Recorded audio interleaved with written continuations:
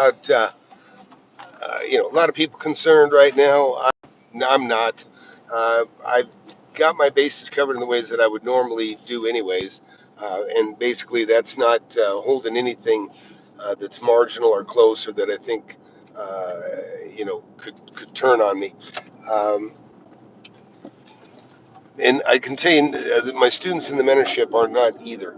I want to say it's pretty neat. This last meeting we had Saturday, we got at least $450,000 of profits that are being realized this month. People closing, and actually make that closer to $1 million. Another one, he got his $15,000 contingency money, so he's not too concerned that these people are going to close. And he's got about $500,000 that's going to follow up on that. So about a $950 a month for my students. So I'm really excited for them. A couple things I'm going to talk about this week. Later this week will be how to raise your rents nicely. That's something that you want to know how to do. You got to be tactful, and it also goes to for negotiating when you're buying a property too. Too many people try to bully things, and they have the exact opposite. They think they got to go in there and beat up the seller. Now there is a time to beat up the seller, but that's usually a last resort. And a lot of times you want to do that through an agent. If you have to. And you got to be tactful how you do it. We'll get into some of that too this week. Let's see, I got a couple notes here. Also negotiating prices using the current rental market. That's also a very important thing to know how to do. Try to hit on that a little bit. Also, the mentorship, by the way, is ending this month. So if you don't get in by the end of the month, it's probably never going to get in. But no pressure. Really enjoy the class and the students that I got. It's been a lot of fun. The current market right now, a lot of people are concerned about the interest rate going up. The reason I don't fret too much on that is I started in 10% interest rates in the 80s, the late 80s, and no, I take it back, the early 80s. Time flies. And so, the first house I bought where I used a bank, I paid 16% interest, and several properties that I bought before that, this is like in my early 20s, 10% interest. And, you just deal with the conditions, whatever the conditions are, they're relative to everyone. So there's no reason you can't prosper in high interest rates. People, I don't know why, it's just kind of like, it's kind of like any rule, right? If you're going to be out there fighting, as long as you know it's okay to eye gouge and hit in the teeth or hit below the waist, as long as you know those are the rules, you're going to look out for those things and you're going to take advantage of those things too. I'm talking about, that's my analogy, anyways. So the new rules are 5% interest rate for people with homes, and the rules, they apply to everybody that wants a loan. So no big deal there. As far as money's collected, this has been a really good month for me, and thankfully, everybody's talking about, have a lot of concerns about collapse and this and that. You just got to think about how, I tell everybody, look, your economy as an investor, real estate investor, assuming you keep your stuff local like I do. My economy is 15, square miles, or maybe 20 square miles, a little outside of it, for the most part. So, whatever changes do come, if there's anything that's kind of on a federal level that hurt people, it's going to hurt. Uh, like interest rates, right? That affects everybody, and that's pretty much all across the U.S. Uh, but your local economy is not the whole USA. You may have certain things going for you in your particular area that other people do not have going for them in their area. And, that could be Tesla moving in. That could be, AMD, bringing 20,000 employees into your area. And these things happen all over the USA in different areas. Those things are happening. And I'm just saying, any of the big companies that bring a lot of jobs, hopefully it'll be an oil pipeline jobs again here pretty soon. But those are the kind of things that can really help an economy locally. That everybody else can be starving and you're unfazed in your area. And also sometimes that's a great time if you've got a prosperous business.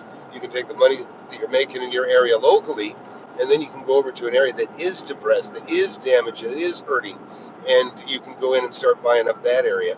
I did some of that in Texas from California when Texas was going down the tubes. A lot of bankruptcies, a lot of problems in Texas back in the 80s, and I took advantage of some of that. And so you just got to understand when things change, there's just more opportunities of different kinds. There's just going to be different opportunities. And one of the opportunities that's coming for a lot of us right now is panic selling. People start panicking. Oh, what am I going to do? And they get the fear. The fear starts working on them. Maybe they're holding a few more houses than they want to hold. And so I got to dump a couple of these. And I'm seeing a little bit of that impatience. Likewise, it's good to look at the numbers, your local numbers. You may find out that, $1 million homes, $1 million plus homes are selling in 10 days or less, where, $400,000 homes or $400,000 to $700,000 homes are taking 60 days. That kind of data, you take that in and then you consider it and how it applies and how it can maybe make a difference and you'll kind of crack the code in your area about what that means to you and maybe what you should be doing. So anyhow, something to consider. But I am heading over to my girlfriend's house for barbecue, and then I'm going to be back in my home office a little later. Might do a poolside chat. So if you guys are interested in that, let me know, and I'll maybe come back on in, I don't know, hour and a half, something like that, and we can talk about some of this stuff. But man, I'm having a great year. I've been raising rents only because the market is allowing me to do so. I have several companies that rent from me. You guys know I have about 165,000 square feet of rentals, and I'm like 98% full. I've got only 1,500 square feet currently available right now, and it's actually packed full of my crap from just from some of the stuff. When you have a lot of commercial rentals, you'll find yourself, you're a depository for conference tables, office furniture of all kinds, cubicles, which I rarely keep. I just throw those things out. I don't even bother trying to sell them. I just drag them to the curb and give them away at whatever company. By the way, I can tell you you'll save yourself a hell of a lot of money. Whenever you got an office building, I don't care if it's 1,000 square feet or 10,000 square feet. Just drag all those cubicles and chairs. Yeah, you can sell them for $50 here and there, but in the end, it's just not worth it. Drag all that shit outside, put out in the front. You go to Craigslist and say, "Hey, free furniture sitting in this parking lot." All that shit will be gone, almost overnight. It's really a good idea. Hey, Liam's in here too, by the way. He's actually one of the people realizing a big profit this month, and he has no fear because he's got the knowledge. He's buying another property. He's entering he's entering a contract today, and he's in an area that he understands his market and he feels good about it. But he's closing a deal right now where he's making $360,000 profit, and he's buying another house with some of those proceeds, and he expects to pick up at least another 100 grand on this thing. And that's the thing. That's the power of knowing your market. If you know your market, you really don't have these fears of, when people say, "Oh, this is not a good time to buy," that's ridiculous. It's always a good time to buy. There is no bad real estate. There's just bad deals. Don't make a bad deal, and you can always make money. Anyways, yeah, Liam, glad for you on that. And I'm working on a couple things here, and I may come back online a little later, and maybe I'll jump around the globe here and show you some of the stuff I'm looking at, or I'll show you what I'm doing, and not exactly where I'm doing. I'm a little cryptic, of course, you know that. I'm not going to share exactly what I'm buying right now or where until I have it done. I'll share it with the class. But anyways, I am getting close to my destination. Gonna have a little barbecue. It's hot today, and I'll be kicking back by the pool a little bit later. Just Mister Systems working again out of the cabana, and y'all come out and join me maybe here in about an hour and a half, and we'll get something going. Maybe we'll do a live Zoom. Get enough of you want to get in a Zoom, and we can do a live Zoom or something together. Anyways, that's it. FlipAnything USA. Please share, subscribe, hit that like button. Thanks a lot.